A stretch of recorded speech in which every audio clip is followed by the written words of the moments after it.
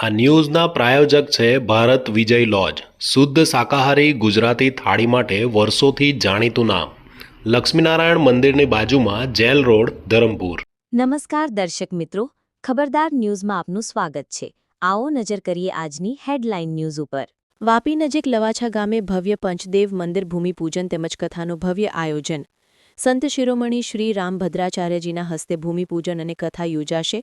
સાથે સંસ્થા દ્વારા અનેક ધાર્મિક અને સામાજિક પ્રકલ્પો ઉપર થશે વિશેષ કાર્યો. વાપી નજીક આવેલા લવાછા ખાતે આગામી તારીખ 10 ડિસેમ્બર 2025થી 16 ડિસેમ્બર 2025 સુધી કથાનું આયોજન કરવામાં આવ્યું છે. સાથે જ તારીખ 12/12/2025ના રોજ તીર્થધામ પંચદેવ મંદિરનું ભૂમિપૂજન તેમજ ભૂમિ સમર્પણ કાર્યક્રમનું આયોજન કરવામાં આવ્યું છે, જેમાં પરમ પૂજ્ય શ્રી રામભદ્રાચાર્ય વિશેષ હાજરી આપશે. તેમજ શ્રી રામકથાનું આયોજન પણ તેમની આગવી સંગીતવાણીમાં યોજાનાર છે. આગામી તારીખ 12 ડિસેમ્બર 2025ના રોજ તીર્થધામ પંચદેવ મંદિરનું ભૂમિપૂજન તેમજ કથાનું આયોજન કરવામાં આવનાર છે. ભૂમિપૂજન તારીખ 12 ડિસેમ્બર 2025ના રોજ પરમ પૂજ્ય શ્રી રામચંદ્રાચાર્યજી દ્વારા આયોજિત થશે. આ પ્રસંગે મુખ્ય અતિથિ રૂપે શહેરી વિકાસ મંત્રી તેમજ કેબિનેટ મંત્રી કનુભાઈ દેસાઈ ઉપસ્થિત રહેશે. અતિથિ વિશેષ તરીકે જિલ્લાના તમામ ધારાસભ્યશ્રીઓ તેમજ સાંસદ ધવલભાઈ પટેલ અને દાદરા અને નગર હવેલીના સાંસદ કલાબેન ઢેલકર પણ હાજર રહેશે. ભૂમિ સમર્પણ શ્રીમતી કૌશલ્યાદેવી અગ્રવાલ ચેરિટેબલ ટ્રસ્ટ દ્વારા 2 એકર ભૂમિ મંદિર માટે આપવામાં આવી રહી છે. આગામી તારીખ 10 ડિસેમ્બર 2025થી તારીખ 16 ડિસેમ્બર 2025 સુધી બપોરે 3 થી સાંજે 6 કલાક સુધી કથાનું આયોજન કરવામાં આવનાર છે. જે બાદ સાંજે 7 વાગે મહાપ્રસાદનું પણ કથાના દિવસો દરમિયાન ભવ્ય આયોજન કરવામાં આવ્યું છે. આ કથા દરમિયાન આજે આયોજિત પત્રકાર પરિષદમાં પંચદેવ મંદિરના ટ્રસ્ટી સૂર્યપ્રકાશ અગ્રવાલે જણાવ્યું કે માત્ર કથાના દિવસો દરમિયાન જ નહીં પરંતુ તે બાદ પણ સંસ્થા દ્વારા વિશેષ પ્રવૃત્તિનું આયોજન કરવામાં આવનાર છે. તેમણે પ્રેમ કુટીરની વિશેષતા વિશે જણાવ્યું કે મંદિર તો બનશે જ પણ સાથે સાથે પ્રેમ કુટીરનું આયોજન કરવામાં આવ્યું છે, જેમાં વયોવૃદ્ધો માટે સમયાંતરે પરિજનોની આવશ્યકતા મુજબ અલ્પકાલીન આવાસની સુવિધા ઉપલબ્ધ કરાવવામાં આવશે. ભોજન તેમજ આરોગ્યલક્ષી વ્યવસ્થાઓ પણ ઊભી કરવામાં આવશે, જે અંતર્ગત પ્રેમ કુટીર નિર્માણ કરવામાં આવનાર છે, જ્યાં માત્ર સેવાભાવ અને ભાગવત ભાવનો અહેસાસ જોવા મળશે. સાથે સાથે ગૌશાળાનું પણ આયોજન કરવામાં આવ્યું છે તેમજ એક વિશેષ ભોજનશાળાનું પણ અહીં શરૂ કરવામાં આવનાર છે. આમ ટ્રસ્ટ દ્વારા ધાર્મિક સંસ્થા ઊભી કરી તેની અંદર વિવિધ ધાર્મિક કાર્યક્રમોનું આયોજન સમયાંતરે કરવામાં આવશે એવું તેમણે જણાવ્યું હતું. ત્યારે આગામી દિવસમાં યોજનાર આ ભવ્ય કાર્યક્રમમાં દેશના તેમજ આંતરરાષ્ટ્રીય સ્તરે ખ્યાતિ પ્રાપ્ત એવા રામભદ્રાચાર્યજી પોતાની આગવી સંગીતવાણીમાં કથાનું રસપાન કરાવશે, જે માટે મોટી સંખ્યામાં લોકો ઉપસ્થિત રહેનાર છે, જે માટેની વિશેષ વ્યવસ્થાઓની તડામાર તૈયારીઓ પૂર્ણતાને આરે હોવાનું જણાવ્યું હતું. આવનારા લોકો માટે પાર્કિંગની સુવિધાઓ, સ્વયંસેવકો તેમજ લોકોને મુશ્કેલી અને અગવડ ન પડે તે માટેની વિશેષ વ્યવસ્થાનું ધ્યાન રાખવામાં આવ્યું છે. તેમણે કહ્યું કે અંદાજિત ₹5 કરોડના ખર્ચે શ્રી રાણી સતીદાદી, શ્રી રામ દરબાર, શ્રી રાધાકૃષ્ણ, શ્રી ખાટુ શ્યામજી, શ્રી સાલાસર બાલાજી તેમજ શિવ પરિવાર આમ પંચદેવ મંદિરનું અહીં નિર્માણ પામનાર છે.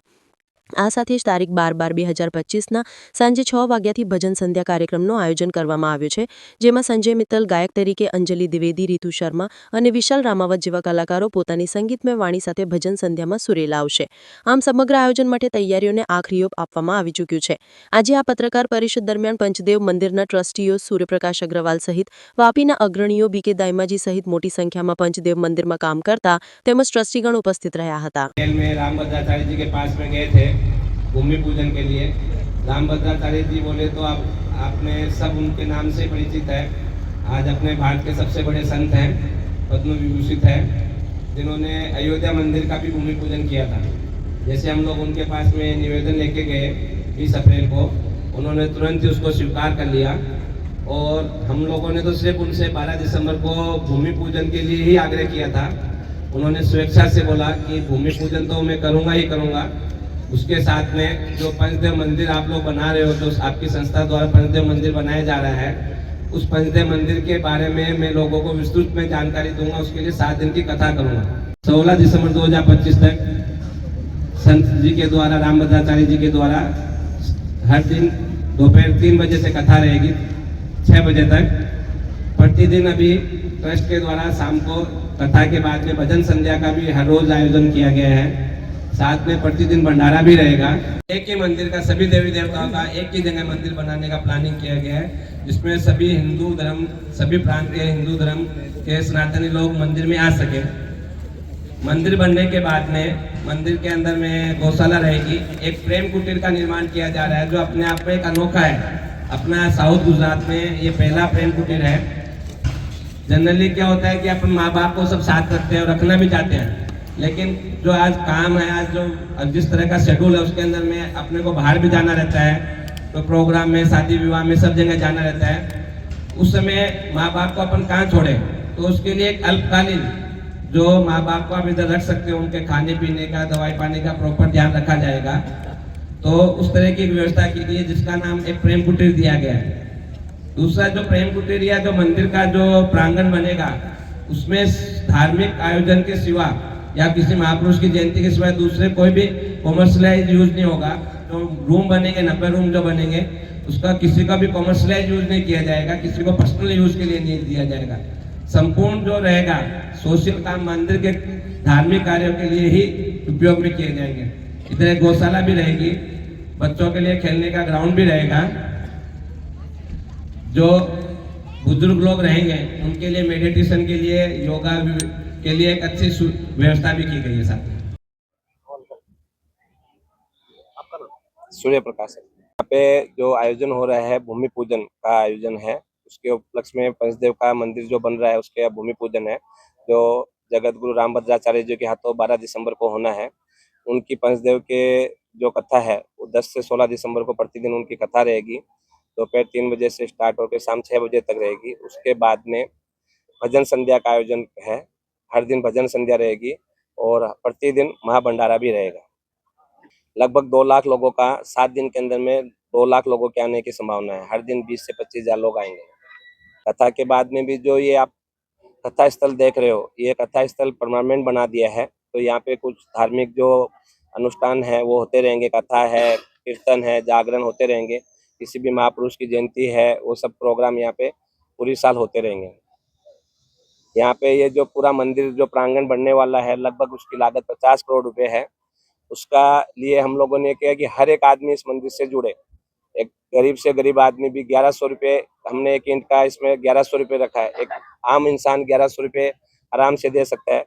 तो वो हर एक आदमी इसमें जुड़े और वो अपने मंदिर में अपनी सहभागिता समझेगी। ये जो मंदिर तीर्थधाम जो बनने जा रहा है, इसमें 1 ईंट मेरी भी लगी है, 2 ईंट मेरी भी लगी है। जो भी अपनी इच्छा अनुसार, सामर्थ्य अनुसार मंदिर से जुड़ सकता है। सर, वलसाड़ को छोड़ के और कौन से जिले से लोग यहाँ पे आने वाले हैं? वलसाड़ से आ रहे हैं लोग, नवसारी से आ रहे हैं, सूरत से काफी लोग आ रहे हैं, मुंबई से काफी लोग आ रहे हैं, राजस्थान से लगभग 150 से 200 लोग आ रहे हैं।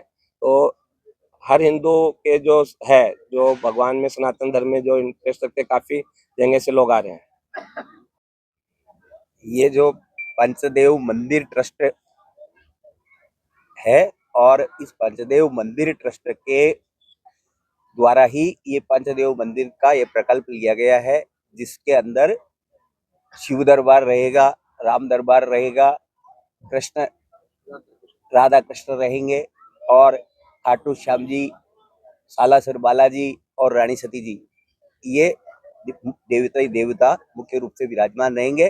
धर्म को सामाजिकता के साथ जोड़कर और किस तरह से समाज सेवा के क्षेत्र में कार्य किया जाए, ये इसका एक मुख्य संकल्प है।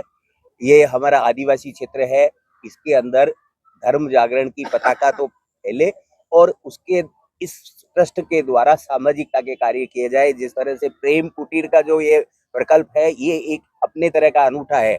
हम वृद्धाश्रम नहीं बना रहे, हम वृद्धाश्रम को प्रमोट भी नहीं करते, लेकिन आज समय की आवश्यकता है कि ऐसे बुजुर्ग हैं जिनको अल्पकालीन आवास की जरूरत होती है, उनके दूसरे जो उनके संतान है वो कहीं दूसरे कार्य में व्यस्त होते हैं, कहीं जाना है, तो इस तरह के एक सुरम्य वातावरण में वो आकर के यहाँ रह सके, उनको सारी सुविधा मिले, इस तरह का ये किया जाएगा। और इसके साथ ही राष्ट्रभक्ति के, समाज सेवा के दूसरे सारे प्रकल्प भी है, वो इस क्षेत्र के अंदर यहाँ पे चलते रहेंगे।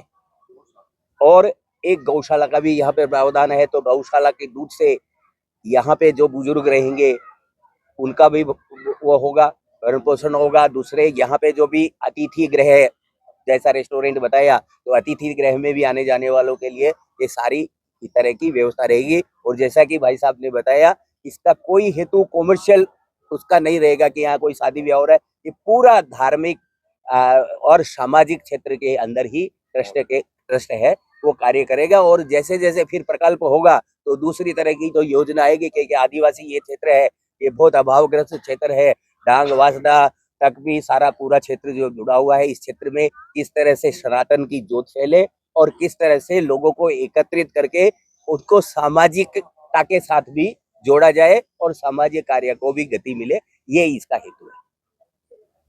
मैं आप लोगों के माध्यम से और सभी वापी, दमन, वलसाड़ जिला और दोनों संघ प्रदेश और जो भी आसपास के क्षेत्र है उनसे निवेदन करता हूं कि वे इस पुण्य भूमि पे आए और जगत गुरु रामभद्राचार्य जैसे संत का आगमन यहाँ हो रहा है, जिनके दर्शन का लाभ मिलना मुश्किल है, उनके दर्शन की, उनकी कथा का लाभ ले और सबके लिए यहाँ पे जितने भी श्रद्धालु आएंगे ट्रस्ट की ओर से, हमारे कार्यकर्ताओं की ओर से सबके लिए प्रसाद की भी व्यवस्था नियमित रूप से रहेगी।